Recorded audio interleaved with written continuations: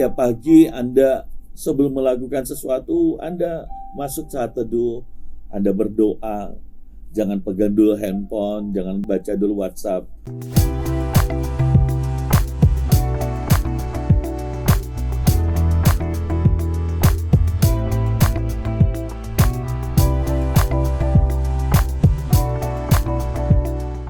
Emotional intelligence. Ini sangat favorit hari-hari ini.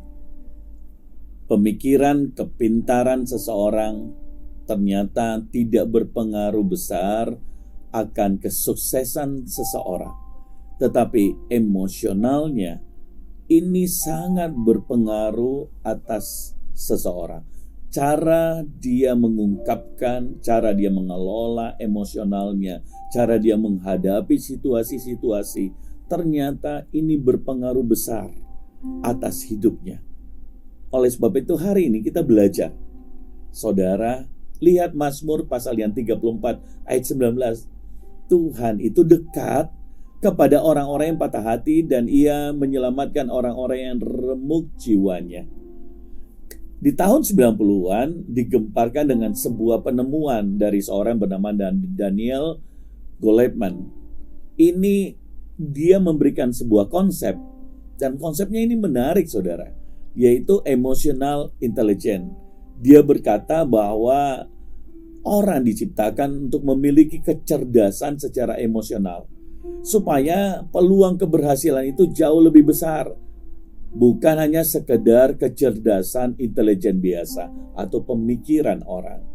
Nah, waktu itu orang disadarkan, iya ya, ternyata Tuhan memberi kita emosi dan ini merupakan sebuah faktor penting yang selama ini diabaikan. Ternyata ada faktor Tuhan di dalamnya. Karena jauh sebelum konsep ini diberikan, Tuhan sudah membangun emosi, hubungan itu antara kita dan Tuhan sebagai pencipta. Tuhan selalu terlibat di dalam emosi setiap orang. Kita bisa merasakan kasih Tuhan, kita bisa merasakan pemeliharaan Tuhan, kita merasakan kasih sayangnya, kasih karunia-Nya, belas kasihannya, kemurahan hatinya. Itu semua adalah bentuk dari emosi yang diberikan oleh Tuhan untuk kita bisa merasakan, saudara. Tuhan memang tidak terlihat, tapi kita bisa merasakan itu lewat emosi kita. Nah, Dia memberi kita supaya kita memperhatikan ini sebagai aspek yang penting untuk kerohanian kita, dan secara fisikly juga kita penting untuk memperhatikan ini. Karena aspek emosi ini dirasakan oleh semua orang, terlebih Anda adalah anak-anak Tuhan. Bahkan Tuhan menjadikan emosi ini sebagai jalan untuk menunjukkan kasih-Nya, keintiman, keterlibatan Tuhan atas hidup saudara. Nah, firman menjelaskan betapa pentingnya untuk kita memperhatikan kondisi emosi kita, saudara. Karena tanpa pengenalan dan pengelolaan emosi yang tepat, maka banyak dari kita itu mengalami masalah, kegagalan dalam perjalanan iman, kegagalan dalam karir, kegagalan dalam rumah tangga. Dan beberapa contoh ya, di dalam Alkitab, orang-orang itu yang gagal mengelola emosinya. Jadi emosi sebenarnya itu adalah sesuatu yang baik, saya ingin katakan lebih dulu. Tapi responlah yang berbeda yang mengakibatkan ada kemudian emosi itu menjadi buruk, tapi juga emosi itu menjadi sesuatu yang berguna, bermanfaat, dan membuat Anda justru berhasil waktu Anda bisa mengelola ini. Saya beri contoh beberapa contoh Alkitab yang dimana mereka gagal ketika mereka tidak mengelola emosi mereka dengan baik. Yang pertama itu adalah Musa, saudara. Musa itu gagal karena dia marah. Dia meluapkan amarahnya, memukul batu. Padahal Tuhan suruh apa? Perkatakan kepada batu itu supaya batu itu keluar air. Faktornya dia marah kepada bangsa Israel. Dan kemudian dia memukul batu itu. Ya dulu batu itu memang mengeluarkan air. ketika dia pukul. Tapi kali ini perintahnya berbeda, adalah perkatakan saja pada batu ini. Efek karena dia marah, kemudian dia melakukan, bukan memperkatakan, tapi memukul batu itu. Emosi yang kedua lagi, yaitu Simson. Simson gagal karena dia gagal mengendalikan emosi cintanya, saudara. Cinta ini menjadi nafsu, dan oleh sebab itu kemudian Simson digoda oleh Delila dan jatuh dalam persinahan, dan mengakibatkan kemudian dia kehilangan urapan Tuhan atas hidupnya dan kehilangan kekuatan Tuhan. Berapa banyak orang tidak bisa mengendalikan emosi dalam arti cintanya, dan cinta itu menjadi nafsu, dan orang menjadi jatuh di dalam dosa persinahan. Ada banyak orang kemudian rumah tangganya hancur, masa depannya hancur, karena dia tidak bisa mengelola emosi cinta ini dengan benar. Harusnya kita menempatkan di tempat yang tepat. Buat anak-anak muda, Anda belum menikah, baiknya Anda harus bisa mengekang nafsumu, dan Anda menempatkan itu setelah menikah. Jagalah hubungan Anda dengan sahabat-sahabatmu, dengan pasanganmu, dengan calon istrimu. Jagalah hubungan itu, karena itu terlalu bernilai untuk Anda mencicipi di depan, karena Anda akan kehilangan kepercayaan dan jatuh di dalam dosa. Emosi cinta adalah hal yang baik, tetapi harus ditempatkan dengan tulus, dan engkau tiba waktunya akan menikmati itu dalam hubungan seks setelah menikah. Saul juga gagal dalam emosi. Kenapa? Karena dia dikendalikan oleh rasa takut. Rasa takut kehilangan tahta, rasa minder ini terus menghantui dia. Waktu Tuhan memilih dia sejak awal, dia bersembunyi, dan Samuel mendapati dia di belakang, dan kemudian Saul berdiri, ternyata dia orang yang gagah tinggi besar. Tapi sifat minder ini kemudian berkembang dengan rasa takut. Harusnya ketika dia menjadi raja, dia keluar dari emosi rasa takut ini, minder ini. Tapi itu ternyata terus mengikuti, sehingga beberapa kali dia kemudian melanggar perintah Tuhan. Karena apa? Takut, saudara. Nah, Yeremia juga sebagai contoh, berkali-kali menyesali panggilan Tuhan atas hidupnya, karena peristiwa-peristiwa yang menguras emosinya. Saudara, emosi Anda harus singkapi dengan benar. Ada banyak peristiwa yang bisa terjadi atas hidup kita, tetapi orang yang bisa mengelola emosinya, dia tidak tenggelam dalam penyesalan, tetapi dalam belajar. Belajarlah di dalam hidup untuk Anda bisa mengelola emosi saudara. Yudas juga ternyata karena dia kecewa terhadap pengharapan yang dia inginkan itu tidak terjadi, dia gagal sehingga dia menjual Yesus, dan dia gagal menjadi murid. Saudara, dia jual Yesus dengan 30 keping perak. Wow. Dan mengakibatkan akhirnya karena merasa gagal dia bunuh diri. Emosi, kematangan, emotion, intelligence, Anda perlu latih. Hidup ini seperti seni, ini kata saya, saudara.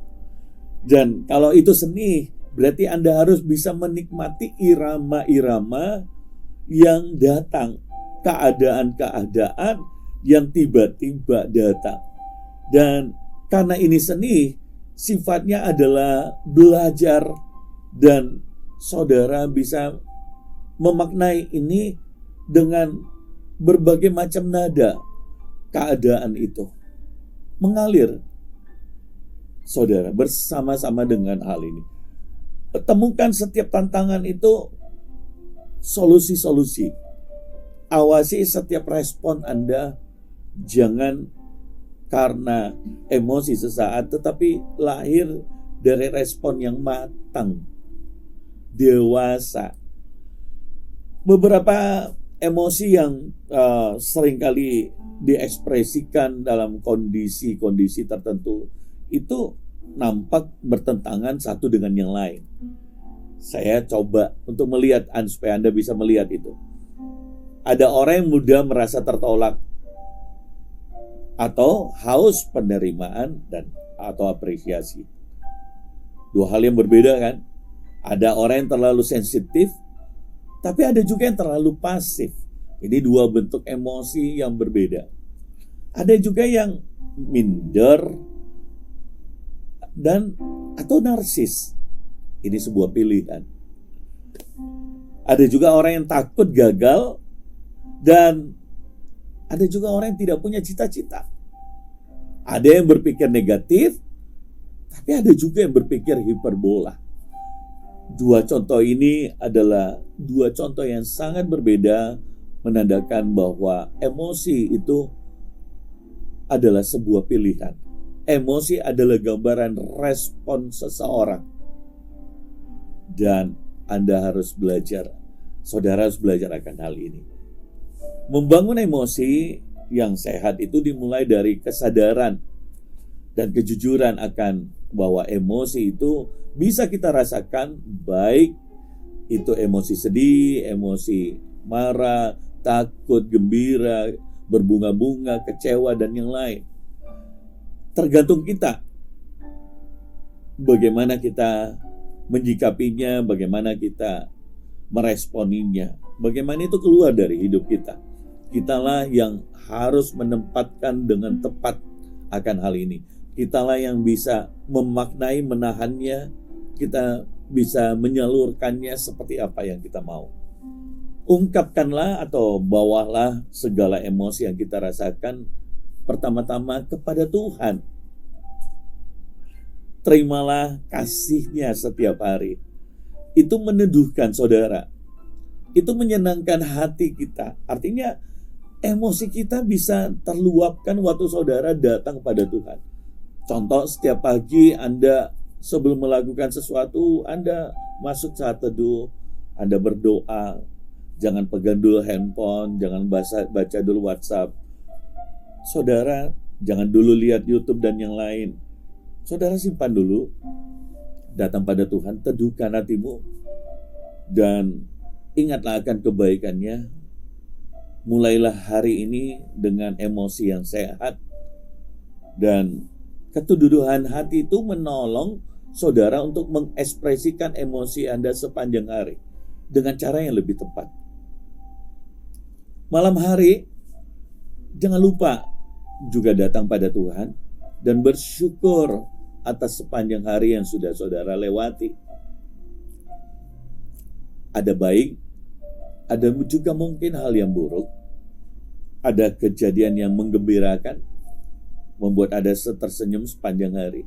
Tapi ada juga mungkin sewaktu-waktu kejadian yang membuat Anda sedih. Tapi apapun yang kau lewati, kalau engkau merefleksikannya pada malam hari, engkau merenungkannya, maka besok hari menjadi lebih baik daripada hari kemarin. Saudara, lihatlah bahwa emosi intelijen sungguh-sungguh bisa mengakibatkan masa depan orang penuh dengan harapan. Orang-orang yang berhasil adalah orang-orang yang bisa mengelola emosinya. Kadang-kadang hubungan suami istri bisa hancur hanya karena emosi sesaat. Hubungan anak dan orang tua bisa hancur karena emosi sesaat.